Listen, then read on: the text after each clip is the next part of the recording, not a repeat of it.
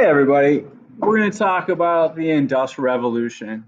And the big thing is you got to realize it's the machine production of goods and it's going to be the factory system. There's also going to be a mass migration of people to urban areas or the cities.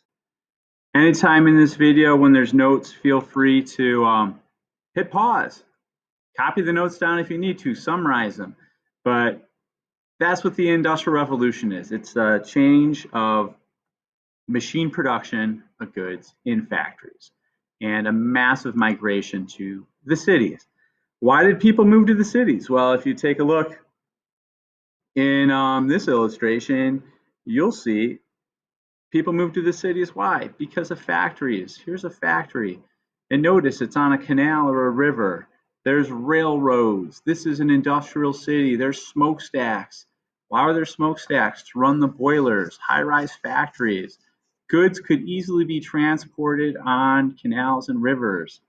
And in the background, what do you see? You see smokestacks. This is an industrial landscape.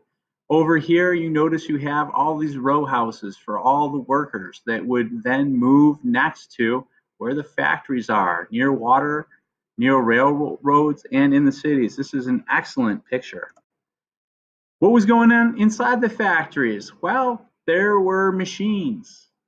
And a machine could allow a person just to produce so much more product than working at home by hand. And you'll notice here is probably the boss talking to a worker in the textile industry, which would make cloth.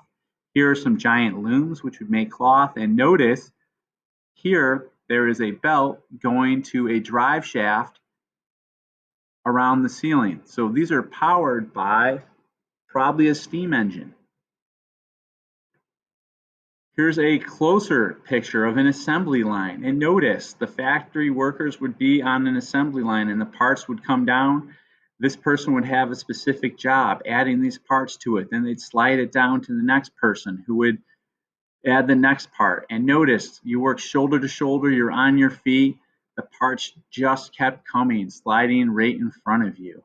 So this would be, a modern assembly line. And once again, notice what's powering it? These wheels up in the ceiling, which would be connected to giant steam engines. And there's belts going down to run the machines the factory workers were using to produce goods. So where did it start? The Industrial Revolution started in Great Britain. Why? Because they had coal, iron ore, tin, and waterways that necessary to produce, and transport goods. Britain has favorable geography, and you can pause this and copy it down if you need to. Here's a map showing the United Kingdom in about 1840, and then it sort of spreads out here to the coast of Europe. And these are the boundaries. These red lines are the boundaries of the spread of industry, and you can see it slowly spreads across Europe.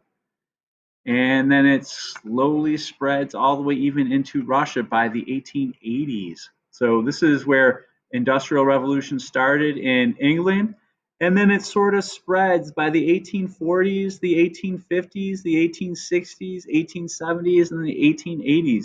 And then, yes, it's going to continue spreading to the New World, Asia, everywhere else. This is another great illustration, okay? The coal pits. To power these engines, where do they get power? Well, in England, they had coal under the ground. So they'd go deep under the ground and they bring these carts of coal out. Then the railroad would bring the coal to the factories, and the factories would then use the coal to fire up boilers for their steam engine. It was basically free power. And the Industrial Revolution started in Britain. Urbanization is another thing. Cities of over 100,000 to 300,000. So cities are growing all over England. All these cities are growing, and that was a big factor with the Industrial Revolution starting in England. Now, yes, England's an island, so it's got all these waterways, but it had natural resources underneath it. That was a huge advantage that they had in England to the Industrial Revolution starting there. This is part one. I'm going to make a second video. Thanks for listening.